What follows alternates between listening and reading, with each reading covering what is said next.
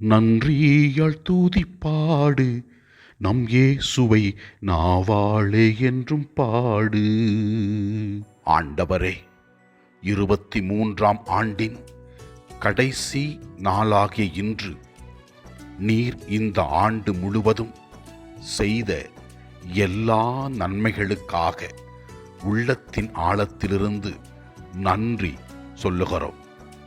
நாங்கள் பெற்றுக்கொண்ட உடல் சுகத்திற்காக, நாங்கள் பெற்றுக்கொண்ட அற்புதங்களுக்காக, நீர் எங்களை பாதுகாத்த கிருபைக்காக நன்றி சொல்லுகிறோம். இன்று தாயாம் திரு அவை திருக்குடும்ப திருவிழாவை சிறப்பிக்கிறது. இயேசு மரி சூசை வாழ்ந்த குடும்பத்தில் இருந்த அன்பு, அமைதி, மகிழ்ச்சி உலகில் உள்ள எல்லா குடும்பங்களிலும் இருக்க உமது அருளை தாரும் ஆண்டவரே. முதல் வாசகத்திலே நாம் பார்க்கிறோம் எவ்வாறு கடவுள் ஆபிரகாமுக்கு தோன்றி பிள்ளை இல்லாமலிருந்த அவரை ஆசீர்வதித்து வழிநடத்துவார், பிள்ளை பேற்றினை கொடுப்பார் என்பதை விளக்குகிறது. விண்ணில் உள்ள விண்மீன்களைப் போலவும் கடற் மணப்பரப்பில் உள்ள மணலைப் போலவும் அவருடைய வழி மரபினர் இருப்பர் என்று கடவுள் வெளிப்படுத்துகிறார்.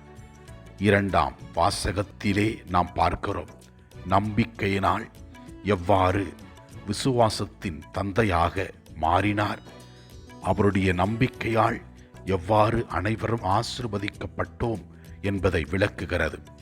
நற்செய்தி வாசகத்திலே இயேசுவின் பெற்றோர்களாகிய புனித யோசேப்பு, அன்னை மரியாள் இருவரும் இயேசுவுக்கு செய்ய வேண்டிய எல்லா செயல்களையும் செய்தார்கள் என்றும், மேலும் இயேசு ஞானத்திலும் அறிவிலும் வளர்ந்தார் என்றும் விளக்குகிறது.